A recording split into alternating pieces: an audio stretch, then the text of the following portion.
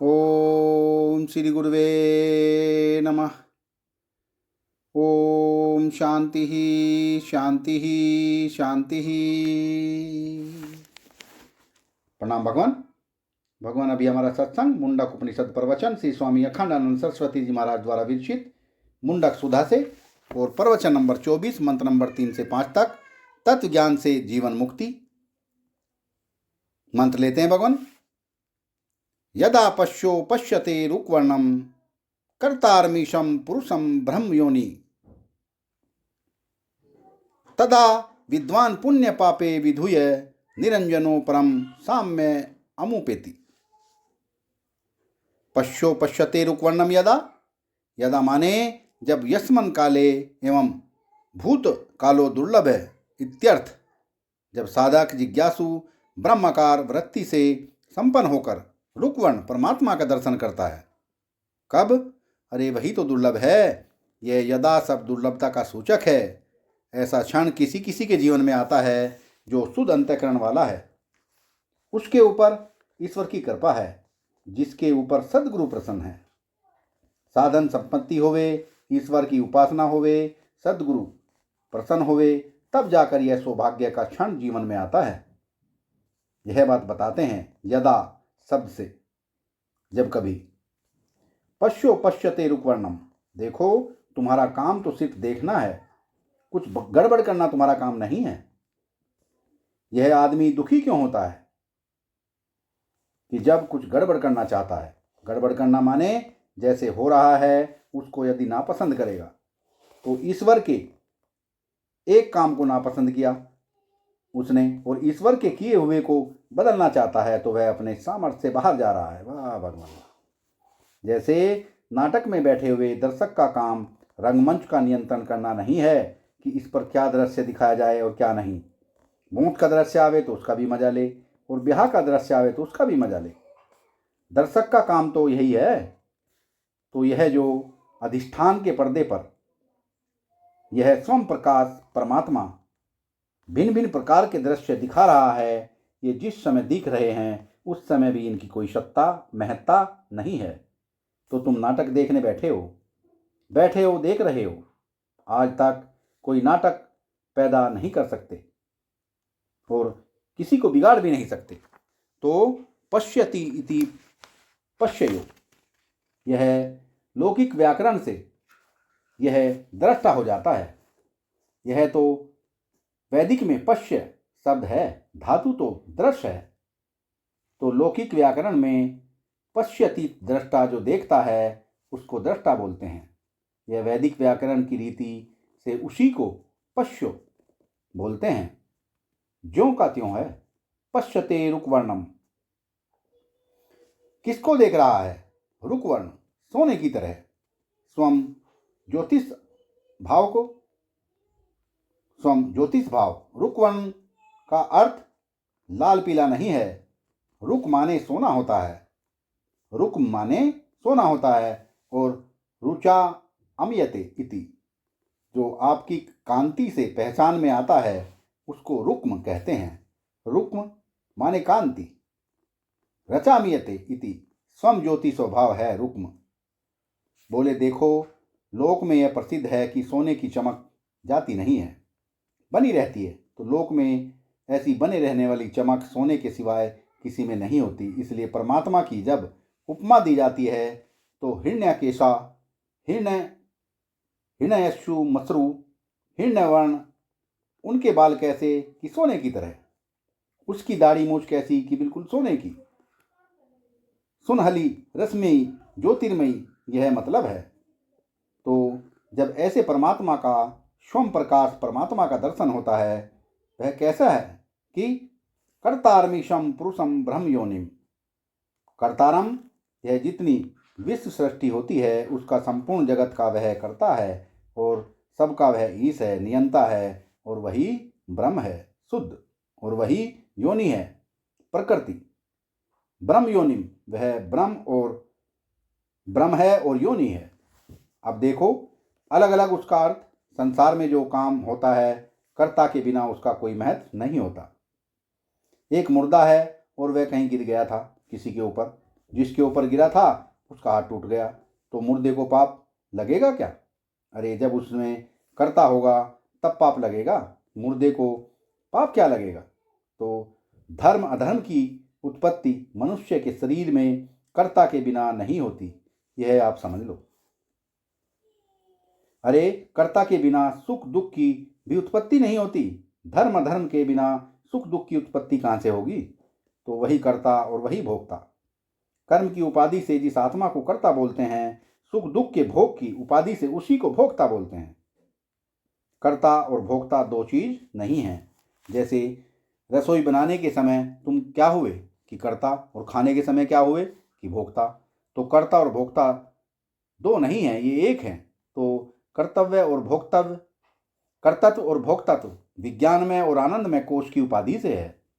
विज्ञान में कोश की उपाधि से कर्तापन और आनंद में कोश की उपाधि से भोक्तापन। यह जीव में ऐसा होता है, यह कोश की उपाधि से जीव में होती है, ईश्वर में नहीं होती। कोशो उपाधि विविक्षायाम याति ब्रह्मेव जीवताम। जब कोश की उपाधि की दृष्टि से बोलते हैं तो ब्रह्म का नाम जीव हो जाता है, और जब कारण की उपाधि से बोलते हैं तब उसी का नाम ईश्वर हो जाता है। बिना नियमन के यह जगत कर्म नहीं हो सकता। जैसे बिना जीव के पाप पुण्य और भोग नहीं हो सकता, उसी प्रकार बिना ईश्वर के सृष्टि कर्म नहीं हो सकता। तो दैहिक कर्म और दैहिक भोग का जो करता है उसको जीव बोलते हैं, और समष्टि कर्म का और भोग का जो करता है उसको ईश्वर बोलते हैं। और उपाधि को हटा दो तो उसी का नाम ब्रह्म हो गया। भगवान। और योनिम प्रकृतिम कौन है कि वही है। अच्छा देखो, आप लोगों के घर में पौधा तो कभी कभी बोते ही होंगे, गेहूं का पौधा, चने का पौधा, मटर का पौधा, और नहीं तो तुलसी का ही पौधा बोते होंगे। अब ऐसा तो कैसे सोचें कि कोई आसक्ति होवे और तुलसी से उसका प्रेम न होवे। तुलसी का पौधा हो तो विचित्र है, तुलसी का पौधा तो विचित्र है, दिव्य है। अब देखो, जब गेहूं बोते हैं तो एक गेहूं तो जड़ में होता है, उसमें से तना निकलता है, और 10 गेहूं उसके ऊपर सिर पर लगते हैं। अच्छा, तो कारण गेहूं कौन हुआ? तो तने की जड़ में, जो तने की जड़ में रहता है। और कार्य गेहूं कौन हुआ? जो तने के सिर के ऊपर उगता है।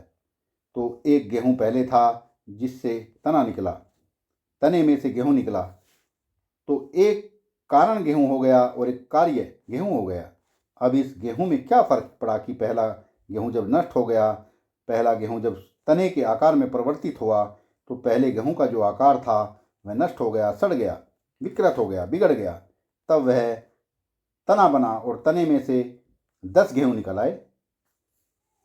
अब ईश्वर की कारणता में क्या फर्क है कि वह है जो इस जगत रूप तने में कारण गेहूं की तरह, लेकिन वह बिगड़ता नहीं है, ज्यों का त्यों रहता है। और इससे जो 10 गेहूं पर निकलते हैं, ये ज्यों के त्यों वह जड़ में जो गेहूं था वही है। यह नहीं समझना कि कार्य गेहूं में दूसरी धातु आ गई और कारण गेहूं में दूसरी धातु आ गई। पंचभूत की दृष्टि से दोनों बिल्कुल एक हैं। तो योनि माने प्रकृति समझो। ब्रह्मसूत्र में एक अधिकरण है, प्रकृतिश्च प्रतिज्ञा दृष्टांत अनुपरोधात। प्रकृतिश्च ब्रह्मेव, प्रकृति ब्रह्म ही है। प्रकृति को कुछ और नहीं समझना। योग दर्शन की बात सुनकर, सांख्य दर्शन की बात सुनकर, जो केवल विवेक के लिए कही गई है, प्रकृति को जुदा मत समझना। प्रकृति शब्द का अर्थ है ब्रह्म। प्रकृतिश्च प्रतिज्ञा दृष्टांत अनुपरोधात। एक के ज्ञान से सर्व के ज्ञान की प्रतिज्ञा, और सोना लोहा मिट्टी का दृष्टांत, ये दोनों बात श्रुति की बिगड़ न जाएं, उनका उपरोध अर्थात बिगड़ना न हो जाए, इसीलिए प्रकृति भी ब्रह्म ही है। तो प्रकृति ब्रह्म है, जीव ब्रह्म है, ईश्वर नियंता ब्रह्म है, यह पुरुष ब्रह्म है, माने परमात्मा के सिवाय दूसरी कोई वस्तु नहीं है। जगत का कर्ता, जगत का नियंता, जगत का अंतर्यामी, जगत का स्वयं प्रकाश अधिष्ठान और प्रकृति, यह सब का सब परमात्मा है। तो यदा पश्यो पश्यति, जब इस बात को देखना है, अनुभव करता है। जब इस बात को देखता है, अनुभव करता है। आप ज्ञान की प्रणाली यह जानते होंगे, जो दुनिया में चलता है।